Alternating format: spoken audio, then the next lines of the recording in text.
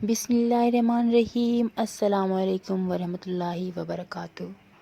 وہ ایک مزدور تھا، فیکٹری میں کام کرتا تھا اور گاؤں سے دور ایک شہر میں محنت مزدوری کرتا تھا۔ کرونا وائرس نے جہاں لاکھوں لوگوں کو متاثر کیا، وہاں ہوٹل، مارکیٹس، اسکولز، یونیورسٹیاں، کالج، سرکاری دفاتر بند کیے، وہاں کئی فیکٹریوں کو بھی بند کر دیا گیا۔ فیکٹری کی بندش سے وہ بے روزگار ہو گیا۔ اب اس کی جیب میں ایک لکھا ہوا خط اور 500 کے قریب روپے تھے۔ یہ خط اس کی والدہ نے لکھا تھا: مجھے کم از کم 2000 روپے کی ضرورت ہے، جلدی بھیجو۔ اگر حالات نارمل ہوتے یہ 2000 کچھ بھی نہ تھے۔ خبر نہیں یہ حالات کب تک رہیں گے۔ اس کو اپنا گزارا بھی کرنا تھا، ادھر والدہ کا مطالبہ تھا کہ جلدی پیسے بھیجو۔ فیکٹری والوں نے تنخواہ اور واجبات روک رکھے تھے۔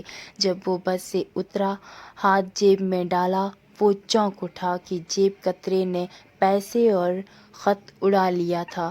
اب کیا کروں؟ اپنا گزارا بھی مشکل اور والدہ کا حکم بھی پورا کرنا ناممکن۔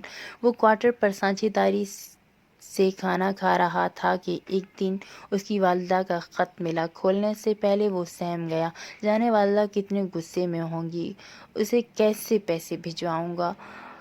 اسے وہ خط یاد آیا جو اپنی والدہ کو لکھا تھا کہ میری نوکری چھوٹ گئی ہے، وہ فی الحال پیسے نہیں بھیج سکتا۔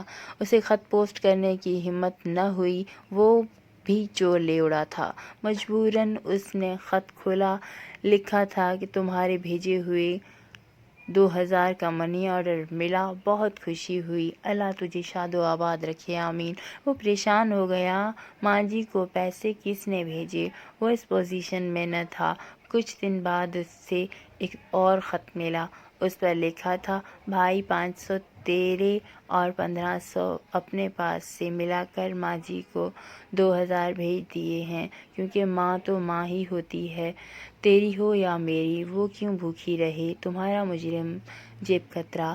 اگر ویڈیو پسند آئی ہو تو ویڈیو کو لائک کریں اور چینل کو سبسکرائب کریں تاکہ یہاں اپلوڈ ہونے والی ہر ویڈیو کا نوٹیفیکیشن آپ تک بآسانی پہنچ سکے۔